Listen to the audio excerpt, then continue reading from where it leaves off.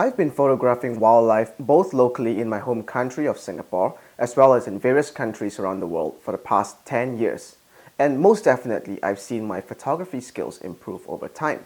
Back then, no one really guided me and I didn't have anybody to learn from.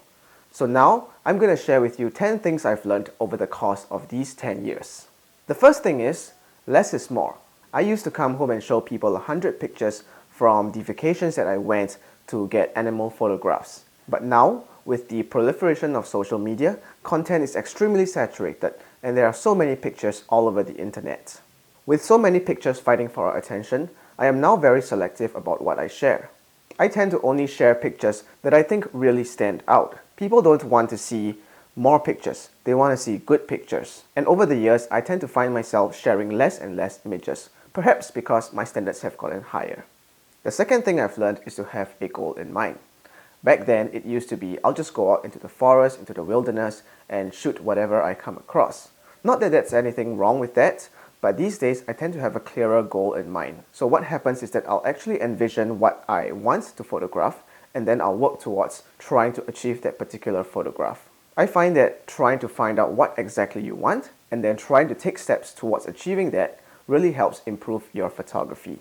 So for instance, a few years back, I really wanted to get some photographs of an elusive black monkey that we have here in Singapore, known as the Raffles-banded langur. But not just a photograph of the monkey, I wanted it close to eye level and looking directly into my camera. And this is something that's going to be really difficult to get because these monkeys are very elusive, very shy, and they live high in the canopy. So I went to do my research, understand its habits, and went out to its favorite haunts week after week, until I finally got that shot that I want, about a year later. The third thing is, if you follow the crowd, you will get the same pictures as what everyone else gets. Now with social media channels these days, it's very easy for someone to post a sighting and everyone else just basically flocks towards that location and tries to get that particular animal or species. Not that there's anything wrong with that, I've also been personally guilty of doing that back in the day. But with 100 people crowding around to get pictures of that animal, everyone is bound to get almost similar photographs. Nowadays, I prefer going out alone or in a small group, and I think this provides a sense of exclusivity as well as a sense of excitement when you finally do come across and photograph the species that you're looking for. Now of course, this also means that you will get different pictures from everyone else, which definitely makes these encounters a lot more memorable. The fourth thing is that telephoto lenses are not always necessary. Now back then, I always thought that the best lenses were the ones that could offer you the longest reach, and therefore I was always vying for the most telephoto, longest lenses available. While that may be true to some extent now, if you want to get certain portraitures of animals, I tend to find that these days I would prefer to have photographs that are able to show the environment that the animal is in. And that means that you should be going wider instead of more telephoto on your photographs. And these days, I'm also exploring the use of wide-angle lenses in my photographs, and I think this gives a very unique look. And I definitely recommend other wildlife photographers who haven't tried it to give this a go. Which is more important, your skills or your camera gear? I always used to be envious of the latest and greatest camera technologies, and I've always wanted to get the best equipment out there in the field. And sure, I don't doubt that. I think that the latest camera equipment can definitely help you get some better pictures, but at the end of the day, I still view them as pieces of metal and electronics. These are just tools. What's more important is what's behind the camera, and that is you as a photographer. For me, the amount of time you spend out in the field, learning the craft, these are the keys to getting better images, not the camera itself. If you don't love animals, you will never enjoy wildlife photography. I've seen many people come and go over the years doing wildlife photography. Some of them were curious about this as a hobby, while others were genuinely interested in it as a different genre of photography to the ones that they perhaps are currently doing. So they try this out for a month, 2 months, maybe even up to a year, and some of them eventually left. Well, I feel like a big part of the reason that they left is because they don't actually enjoy being around nature and animals in the first place. This is a key ingredient to have to really go at wildlife photography for a long time. You've got to really love animals and you've got to really love nature. If you're just viewing wildlife photography as another genre of photography, then I'm afraid it's going to be very disappointing because it's so different from other genres like portraits or architecture, where the subjects that you want to photograph are pretty much already guaranteed to be there. In wildlife photography, nothing is guaranteed, and I think this puts a lot of budding new wildlife photographers off. And eventually, I think they realize that this is not something that's for them because they don't even enjoy being out there in nature and in the presence of wildlife anyway. For many people, when they think of wildlife photography and the best destinations, they think of exotic locations like Borneo or Africa or Antarctica. But to be honest, I find that the best place to do wildlife photography is where you go the most often. And that could be something as simple as going to your backyard or going to your nearest nature reserve. I used to think that in order for me to get great images, I had to go to all these various exotic countries and locations and get these amazing photographs. But the truth is that the best photographs that I've got were just around my local area, and that's because I'm able to spend the most time in these places.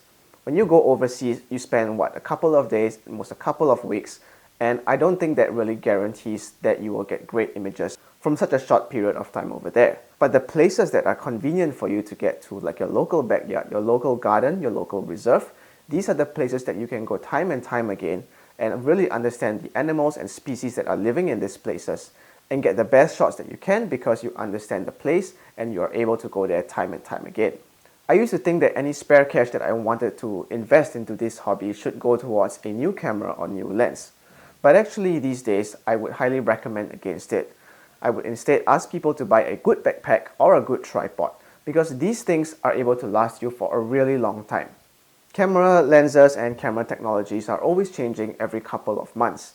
However, investing in a good backpack or a good tripod is something that I would personally recommend because these things can last you for 10 or more years, which I think is a lot more worthwhile. Building on the previous point that I said, that cameras and lenses are not really everything, I find that if you save the money on those and invest it in a good support system or something that's comfortable on your back that allows you to spend more time out in the field, those are so much more crucial to being able to get the wildlife photographs that you want instead. The next thing I've learned is that you should learn to master your camera to a point that you can operate it without even looking at the camera itself. This is such an essential skill to have because in wildlife photography, everything is moving fast. You're keeping your eye on the particular animal, and so you want to be able to learn how to dial in the settings, change the settings, just using your fingers and your hands and not having to look at the camera itself. If you look at the camera and try to figure out where all the different settings are, then you would have lost precious seconds in trying to get that photograph that you want. The only way that you can really do this is to spend a lot of time with your camera. Take it out on test shoots, going out in the field, and really putting the time in to learn the ins and outs of your camera until you know exactly where all the different buttons are and exactly where to change all the different settings are. The last thing I have is don't be lazy. I know that in wildlife photography, you have to wake up early in the morning, come back late in the evening, or even stay up late into the night. And this is something that's definitely not very comfortable for most of us. So I'm going to tell you a little story here about something that happened to me while I was in Nepal a number of years back. So this was in 2017. I was in a national park in Nepal, and I was staying in this particular reserve for 5 days and going out every day trying to find the various animals that were in the reserve. And something that was very high on my bucket list was to be able to photograph a leopard. Now, of course, leopards are notoriously difficult to find, and so for the first 3 days, I wasn't able to photograph any leopards at all. But on the 4th day, I decided to sleep in because I was feeling lazy and uninspired because I could not find this particular leopard. But unfortunately for me, the leopard actually came out, and it was very close to the place that I was staying at, within walking distance. And people that got up early actually came back to tell me that this leopard was sighted and they got photographs of it. And this is something that I've always regretted. The fact that I actually decided on that day to sleep in was the day that the leopard actually came. So don't be lazy, wake up early, go out there and make the most of your time out in the field.